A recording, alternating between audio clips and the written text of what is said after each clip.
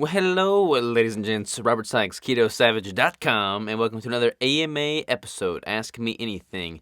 This one is going to be all about how can you build muscle on keto, what's the best way to build muscle, what's realistic to expect from a muscle building standpoint, and when do you know you are ready to compete, if that is something that interests you. But before we dive in, let's roll the intro.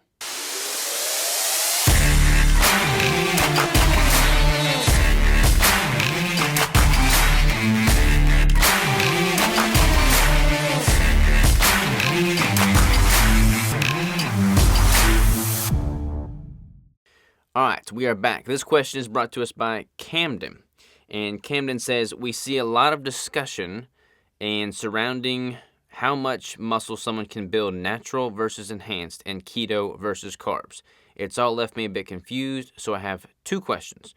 One, in your experience, what are realistic expectations for someone trying to build muscle naturally on keto as a beginner and into more advanced years? And two, how does a first-time natural competitor know when they're ready to compete, both compositionally and mindset-wise?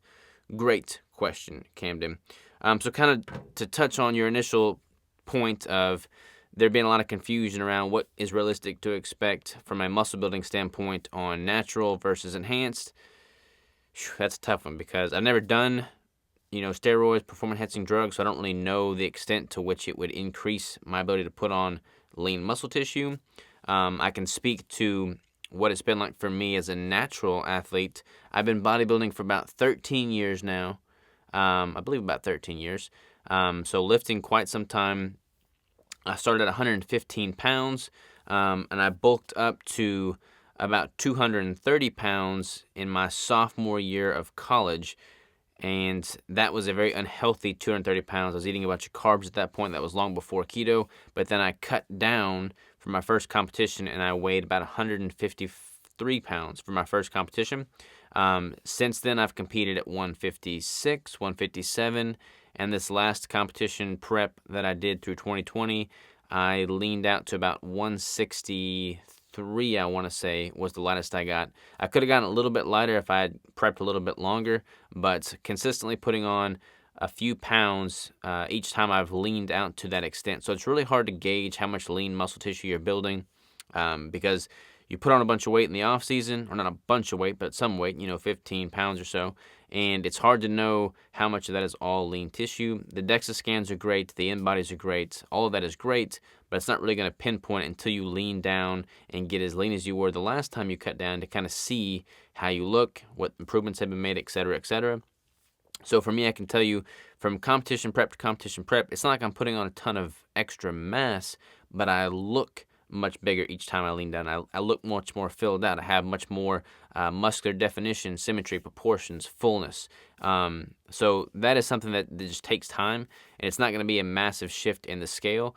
When you see the pro bodybuilders that put on 20 pounds in a year, and they compete every single year, that is definitely from little performance-enhancing drugs in the background, not because they're doing that naturally. So it's kind of hard to know what the expectation is because everybody's going to be a little bit different from a genetic standpoint, from an environmental factor standpoint, from being, how much of a surplus you're going to be on. But the first 5 or 6 years of you working out, you're going to put on muscle much more quickly than the years thereafter because you'll have more muscle maturity at that point. And the shape and symmetry and look of the muscle will continue to change. You probably have more vascularity as you have more muscle maturity. But you're not going to put on as much sheer size after you reach that muscle maturity standpoint because your body's been subjected to the stimulus of training for so many years now. It's not like it's going to have this same drastic shift and be able to adjust to that stimulus and adapt in the context of putting on a ton of lean muscle because you've already put on that lean muscle. You've already had that stimulus. So at that point, every little tweak you can make, every little fine-tuned finesse you can make with your training to provide additional stimulus, whether it be through drop sets, supersets, obviously progressive overload you're going to want to incorporate, but it takes time to build additional mass after you've been lifting for quite some time. Most professional bodybuilders that are natural and have been training for 10 plus years are ecstatic to see, 1 or 2 pounds increase, year after year from the time they step on stage, simply because it takes time to put on that lean tissue. But you think about it, you go to the grocery store and you pick up 1 pound of ground beef and you look at that and you put that on your body, that's a pretty good chunk of muscle right there. So if you get, 1, 2, 3 pounds of ground beef just stacked up around you, I mean, you're putting on some pretty serious size. So that's great. Don't let the 1 pound thing trip you up. From a keto versus carb standpoint, that one's also tricky. So when you do like an in-body machine, for instance, it's going to measure your lean mass. So that's everything that's not body fat. That's your water, that's your skeletal mass, that is your muscle tissue, your skeletal muscle, that's your organs, that's everything. Everything that's not fat is considered lean mass. That's your water. I think I might have already said water. So when you're eating a bunch of carbs and you have a lot more glycogen, and that glycogen's retaining a lot more fluid, you're going to have a lot more lean mass via the in-body machine. My nose itches. So keep that in mind. That kind of skews the data a little bit. With regard to, me personally, I can speak to me personally. I built most of my size before I ever found out about keto. I'd bulked up to 230 pounds, like I had said, and I was really big. I built a lot of my size and strength before I ever got to keto. However, had I never done that with carbs, never ate carbs, if I was keto from the get-go, I do not think I would have sacrificed the muscle tissue that I have now. I feel like I would be able to have built just as much muscle following a strict ketogenic approach as I had with a carb dependent approach. So if I had started from keto, I feel like I would have been able to build the same physique that I have now, and it would have been built on a better foundation. Now, I've been keto for quite some time now, so I'm not really worried about, any adverse effects that I would have had 6, 7 years ago, because it's just water under the bridge now. There's nothing I could do about it. But yeah, I don't think that you're sacrificing any sheer size and muscle tissue by not having the carbohydrates. How does a first-time natural competitor know when they're ready to compete, both compositionally speaking and mindset-wise? This is a good question, and it's going to be different for everybody, because it's so much dependent upon perspective and perception, and that's going to be very individualized. So a lot of people, they get into bodybuilding, they get into lifting, they read all the magazines, they watch a bunch of Arnold Schwarzenegger on YouTube, and they're like, okay, I'm going to compete. I've been lifting for 6 months. I'm going to be a bodybuilder. I'm going to compete at this show that's in 3 months. Boom, let's do it. That's great, but that's not great. That's not optimal, because when you are first getting those beginner gains, those newbie gains that we all talk about, that's a prime time to be building as much lean tissue as possible. I mean, your body's being subjected to these new stimuli, in the sense of the training. You need to just capitalize on building as much lean mass as possible. Now, if you transition into a deficit, you're trying to get super shredded and super lean for this competition that you're all excited about, you're going to be sacrificing a ton of the potential size that you're only going to be able to capitalize during that finite period of your newbie gains. So I do not recommend that.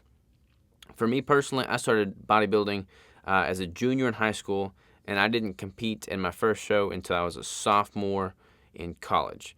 So about 4 years later, 3-4 years later. I feel good about that. I feel like I was able to put on quite a bit of mass, quite a bit of size. I looked much bigger, much better, much more shapely than I did when I first started lifting. I looked like a competitor. Now, I was small. I didn't have a ton of size to me, but I looked like I had been working out for quite some time. I had muscular shape. I had definition. I had symmetry that you don't get if you've never lifted a weight with the intention of building a hypertrophy foundation of muscle. So keep that in mind. From a mindset standpoint, you're never going to be ready. You're never going to, everybody's got this idea in their mind of how they would ideally like to look on stage. And that should be a very hard goal to reach, because you should always be hungry for it. You should always be reaching for something further than what you can easily obtain. So that should be a very lofty goal. Because that's a lofty goal, you're never going to feel like you've reached it. You're never going to feel like you've got it, that you've made it. So don't wait to compete until you feel like you've reached that point, because it should be unreachable, For me personally, I decided to compete from a mindset standpoint when I had significant amount of time in a building phase, and I knew that I had gotten too big at that point. I had done a dirty bulk, and I just knew that I needed to lean down, and I didn't have any perspective as to how to do a prep properly. So I only gave myself 12 weeks to lose all that weight, and I lost 80 pounds in 12 weeks. I do not recommend that. You want to be in the right spots mentally to know that, okay, I've been in a surplus for quite some time. I'm going to sacrifice being in a surplus. I'm going to go without. I'm going to go without all the food. I'm going to go without all the strength PRs that I'd likely be sacrificing by being in a deficit. And I'm going to embrace this next phase with my utmost intensity. I'm going to be super disciplined to the macros, super disciplined to the training, super disciplined to the cardio, super disciplined to the lifestyle, because it is a lifestyle. So if you've got a ton of extra, extraneous environmental factors that are coming into your life, it may not be the best time to devote yourself wholeheartedly to a competition prep. If you're about to move, if you're about to, get married, if you're about to have a kid, if you're about to have something crazy happen and you need to be all hands on deck in that area of your life, then it's going to be hard to be all hands on deck in a competition prep as well. So trying to carve out a period of your life that you make that the priority is going to be key. Now, I get it. Life is busy. The stars will never align. There's been times where I've done a prep where all hell breaks loose, and it seems like the worst time to do a prep. And that's just the reality too. Like, that's going to happen. So expect that, anticipate it, and know that it's just part of it. But that's what gives you stories to tell when it's all said and done. So from a compositional standpoint, make sure you've been in the building phase for, honestly, 2 or 3 years minimum, I would say. Capitalize on the gains that you've built, and then transition to a deficit and a cutting phase. And then from a mindset standpoint, know that you are going to be in a totally different phase of a bodybuilding just journey. So not the building phase, you're going to be in the cutting phase. Be ready to embrace that fully and commit the 4, 5, 6 months that it takes to give it your all.